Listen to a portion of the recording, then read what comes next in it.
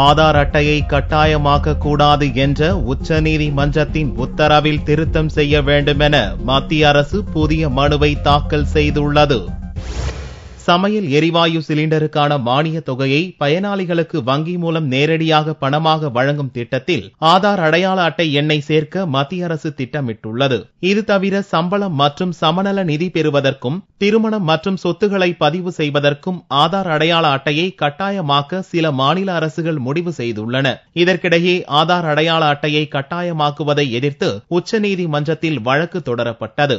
இந்த வழக்கில் ஆதார் அட்டையை கட்டாயமாக்க கூடாது என்றும் ஆதார் அட்டை இல்லை என்ற காரணத்துக்காக அரசின் சேவை மற்றும் பயன்களை யாருக்கும் மறுக்கக்கூடாது என்றும் கடந்த செப்டம்பர் 23 தலைமை நீதிபதி தலைமையிலான உச்சநீதிமன்ற பெஞ்ச் இடைக்கால உத்தரவு பிறப்பித்திருந்தது. இந்நிலையில் உச்சநீதிமன்றத்தில் வெள்ளியன்று மத்திய அரசு தரப்பில் புதிய மனு தாக்கல் செய்யப்பட்டுள்ளது. அதில் உச்சநீதிமன்றத்தின் உத்தரவு பல்வேறு நலத்திட்டங்களை செயல்படுத்துவதில் இடையூறாக இருக்கும் என்றும், எனவே உச்சநீதிமன்றத்தின் செப்டம்பர் 23 உத்தரவில் திருத்தம் செய்ய வேண்டும் எனவும் மத்திய அரசு வலியுறுத்தியுள்ளது.